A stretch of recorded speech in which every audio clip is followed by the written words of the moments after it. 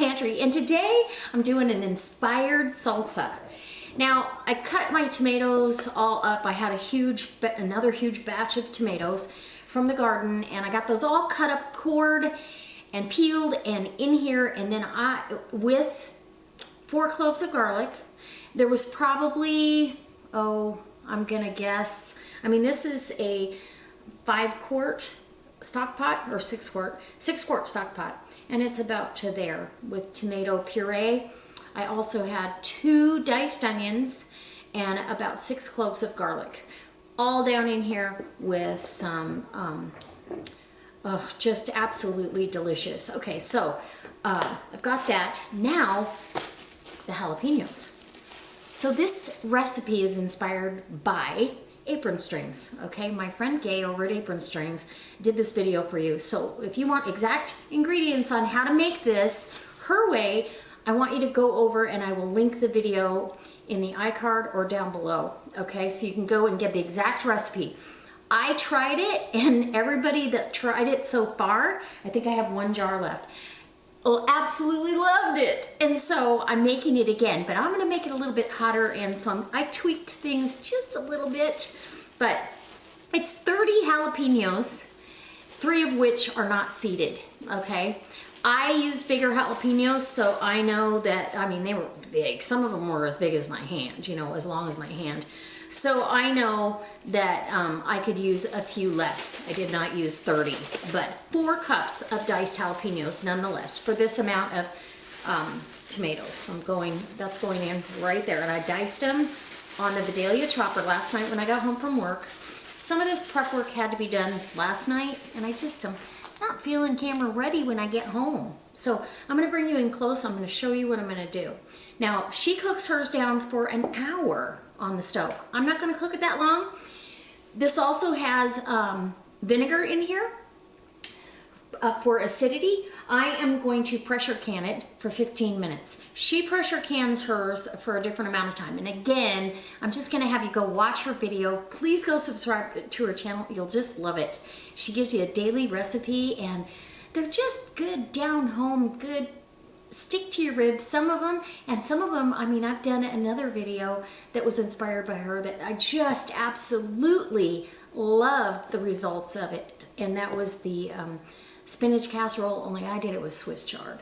All right, so let's get to the stove. And if I need to, I'm pulling out the big guns. These are peppers from my garden. There's 1 big jalapeno, there's some habanero, and some red. These are delicious. Serrano peppers, so I'm gonna probably be adding some of those, and I will not seed them. The habanero I will, but the rest of it, nah. Okay, come on to the stove, let's go. Okay, so I've tasted this, and it's been simmering for about 15 minutes. I'm gonna go ahead with the peppers. We're going in hot peppers, but it'll be delicious. And I think it'll bring the correct amount of heat to the party. I almost feel like I need a few more peppers in here, just the seeded ones.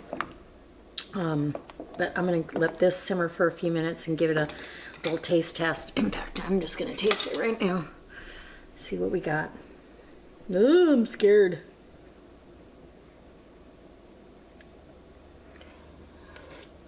Hot. Heat hot. Oh yeah, that's bringing the heat scale up to snuff. You betcha. All right. I am definitely in love with this recipe. All right. I feel like I need some more peppers, so I'm gonna grab just the pepper flavor. So I'm gonna grab some Thrive green chilies and throw them in here, and then I don't have to worry about dicing anything else, but you definitely want that predominant pepper flavor. Not the heat, but the pepper flavor. So, okay, let's go grab some of those. Okay, so I have my Thrive mild green chilies. They're all diced, seeded, and everything. So I'm just gonna put about a healthy half a cup in there, and we'll see what this looks like. I've thrown in Thrive peppers in with my green beans. I've thrown in Thrive mushrooms when I feel like I was light on the mushrooms. Now, these will refresh, and yeah, that's better. I want to see plenty of peppers in there. So these have already refreshed, and love that I have that on hand, right? Let's get that, taste it.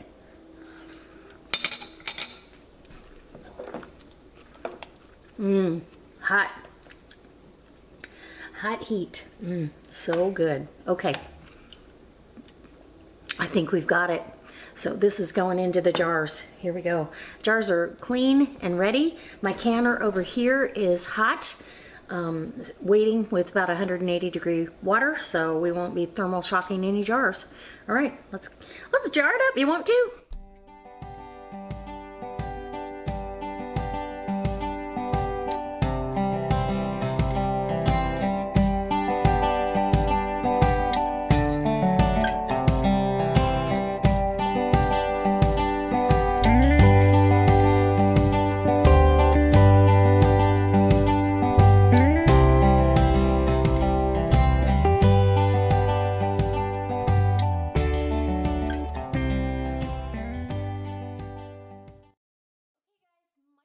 Has got a steady stream of steam coming up, and I really want to turn it away from my cabinetry a little bit. When I put the weight back on, I can go back around. I don't want the cabinets or the microwave getting damaged at all, so I'm pulling it away. But you want to let this vent for a full 10 minutes. That gets all the air pockets out of the canner. It really gets the water the same temperature around each jar. And I think this is really, really important. It's part of the timing process. You can't cut this out.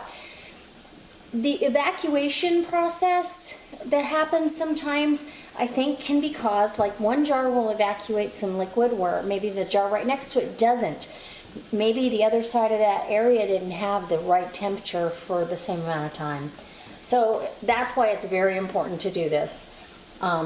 Get the canner equalized and ready for the processing, and then you'll have better results. So we've got 9 pints of salsa in here. 9 pints! And just shy, it would have been almost 2 inches of headspace of the last pint. So almost 10 pints of salsa. The garden has just produced so much. I cannot wait to bring you the video on my canning haul this summer. Okay. And show you it in all its glory, what it really looks like, and hopefully inspire you to jump off that fence. If you're on the fence about home canning, just do it. It's so rewarding. Okay, the timer's going.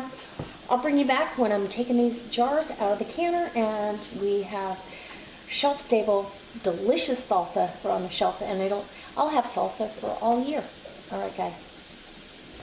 Okay, guys, so the canner came down off of pressure. I went for a full 15 minutes, let it come down off of pressure.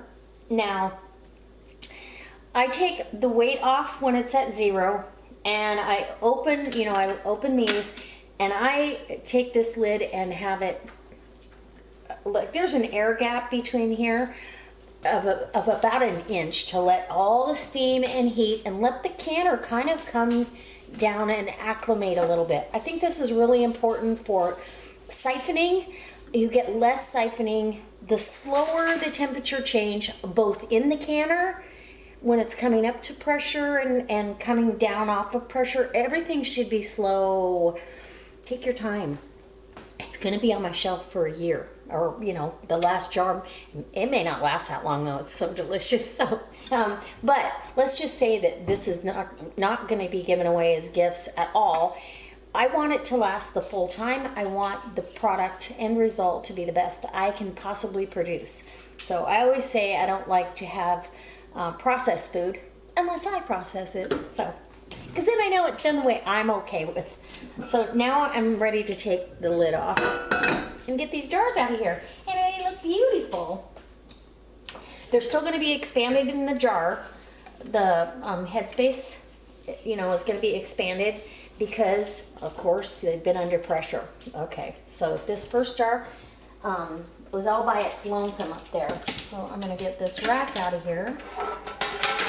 And my water looks nice and clear. in there.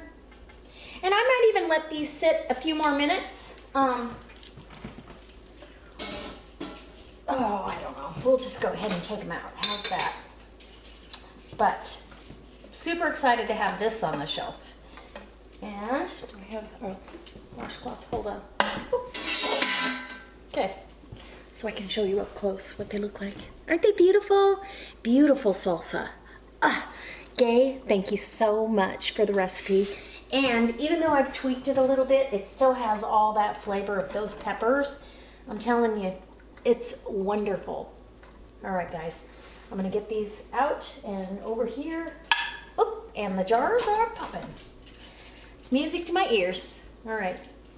You don't want to tip your jars. Remember, the jars aren't sealed yet. And you could be getting product up underneath your flat when you tip. I see people tip the jars all the time. I used to be a horrible tipper, but I pretty much contain myself now. That's what paper towels are for, to get that excess off the top. So 9 jars of salsa. All right, I'll get a good picture you can see at the end and on the thumbnail, and we'll see you next time for another delicious recipe, very possibly using these. Now, I'm winding down what I'm gonna need to can. I've still got some more canning sessions coming up, but I also want to start showing you how to use your home canned products in meal prep. So I'm going to be doing meals with these, even with the salsa. I've got a couple recipes I use salsa with, and these are still boiling in the jar. So I will be bringing you along. All right, guys. Super excited. This is a beautiful batch of salsa. So, see? Nice. So guys, I hope it inspires you. I hope you get the courage, if you're not already a canner, that you go ahead and jump in with both feet. Get yourself a bulk canning book. Always use a approved recipe when you start. Once you know the basics and the science behind it, it's okay to tweak ingredients as long as you allow for that and you actually do it safely. So if you're in question whether you can use your recipe, let's say you made dinner or you made a beautiful stew and you want to can it, you're going to look for the one ingredient that has the longest canning time, and that's what you would time it for. But you're better off to just use a bulk canning book recipe, or you can go online and there's tons of approved recipes. All right, guys. I'll see you next time for another delicious recipe here at Linda's Pantry. Bye!